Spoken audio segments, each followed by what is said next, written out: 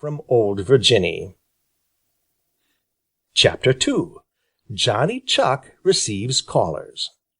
The morning after gentle Sister South Wind arrived on the Green Meadows, Peter Rabbit came hopping and skipping down the Lone Little Path from the Green Forest. Peter was happy. He didn't know why. He just was happy. It was in the air.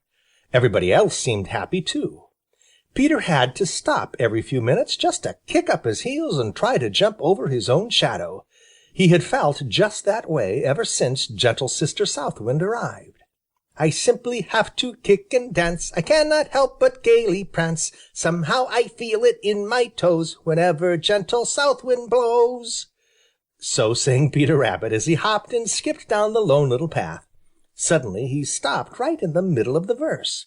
He sat up very straight and stared down at Johnny Chuck's house. Someone was sitting on Johnny Chuck's doorstep. It looked like Johnny Chuck. No, it looked like the shadow of Johnny Chuck. Peter rubbed his eyes and looked again. Then he hurried as fast as he could, lipperty-lipperty-lip. The nearer he got, the less like Johnny Chuck looked the one sitting on Johnny Chuck's doorstep.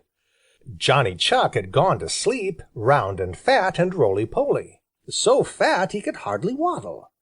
This fellow was thin, even thinner than Peter Rabbit himself. He waved a thin hand to Peter. "Hello, Peter Rabbit! I told you that I would see you in the spring. How did you stand the long winter?" That certainly was Johnny Chuck's voice. Peter was so delighted that in his hurry he fell over his own feet. "Is it really and truly you, Johnny Chuck?" he cried. "Of course it's me. Who did you think it was?" replied Johnny Chuck rather crossly, for Peter was staring at him as if he had never seen him before. I didn't know," confessed Peter Rabbit. "I thought it was you, and I thought it wasn't you. What have you been doing to yourself, Johnny Chuck? Your coat looks 3 sizes too big for you, and when I last saw you, it didn't look big enough." Peter hopped all around Johnny Chuck, looking at him as if he didn't believe his own eyes.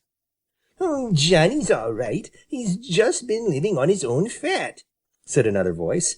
It was Jimmy Skunk who had spoken, and he now stood holding out his hand to Johnny Chuck and grinning good-naturedly. He had come up without either of the others seeing him. Peter's big eyes opened wider than ever.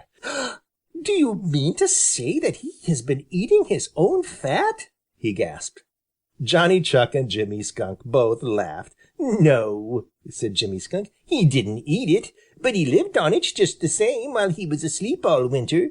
Don't you see he hasn't got a particle of fat on him now?" "But how could he live on it if he didn't eat it?" asked Peter, staring at Johnny Chuck as if he had never seen him before. Jimmy Skunk shrugged his shoulders. "Don't ask me. That is one of Old Mother Nature's secrets. You'll have to ask her," he replied. "And don't ask me," said Johnny Chuck, "for I've been asleep all the time. My, but I'm hungry." "So am I," said another voice. There was Reddy Fox grinning at them. Johnny Chuck dove into the doorway of his house with Peter Rabbit at his heels, for there was nowhere else to go. Jimmy Skunk just stood still and chuckled. He knew that Reddy Fox didn't dare touch him. Chapter 3 The Singers of the Smiling Pool.